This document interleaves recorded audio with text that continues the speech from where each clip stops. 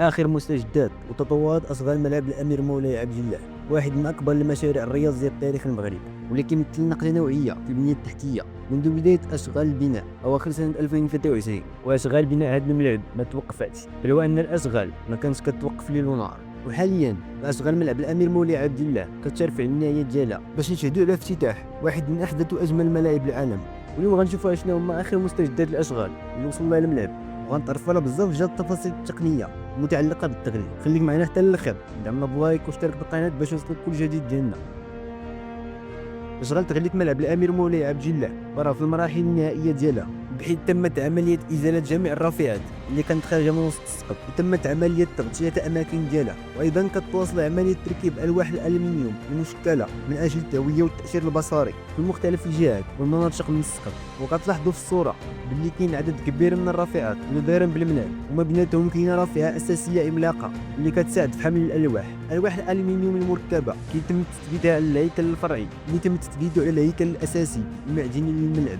وهذا النظام ديال التثبيت كيجعل من السهل استبدال الالواح الالمنيوم والصيانه ديالها. يعني التغليف ديال ملعب الامير مولاي عبد الله فهو يقدر يتبدل حاله ما قدام ودازت عليه واحد الفتره طويله، وهذا الشيء غيخليك تحافظ على الشكل الخارجي للملعب حتى ولو انه قدام، يمكن لك تبدلو بسهوله. هاد الواح التغليف فهي مصممه لمقاومه مختلف عوامل الطقس بحال الاشعاع الشمسي، واللي كيدخل ايضا في عمليه التأثير البصري اللي كتعطيها هاد الالواح. شكل التغليف النهائي لملعب الامير مولاي عبد الله فهو ما مصممش بطريقه عشوائيه، بل كيعكس روح الابتكار لاعطاء مظهر معماري عصري مستوحى من الطابع المغربي، كما انه كيعطينا حلول لمختلف التحديات اللي بطبيعه الحال غيواجهها الملعب. بدايه من الرياح، فالالواح المثقبه كتسمح بمرور الرياح عبر هذوك الفتحات. هذا الشيء غيخفف على الملعب الضغط اللي غيكون كيواجهو بوحدو فتره الرياح.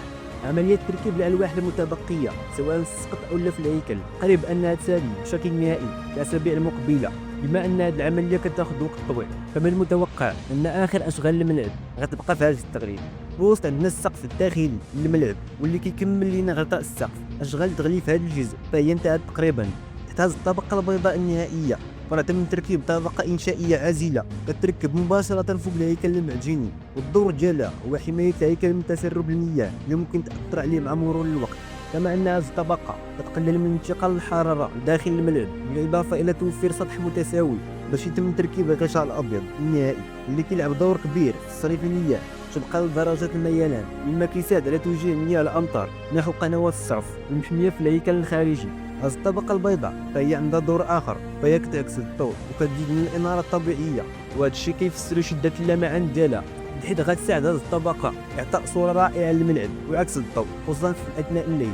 تغلية سقف ملعب الأمير مولاي عبد الله بالرباط هو فيه بزاف ديال التفاصيل والأمور المعقدة، وتم مندمج بزاف ديال التقنيات اللي صعيب أننا نعرفوها مادام أنه ما كايناش تقارير رسمية اللي كتعطي التفاصيل ديال التفاصيل. بالنسبة لداخل الملعب فراه بدات عملية التراصاج ديال الأرضية، وحاليا فراه كتم عملية الشطب النهائي وإكمال عملية تركيب الكراسي المتبقية لإصلاح التشوهات الموجودة ما بين الكراسي من بعد ما تمت عملية إزالة الرافعات. غندوز دابا لمحيط الملعب.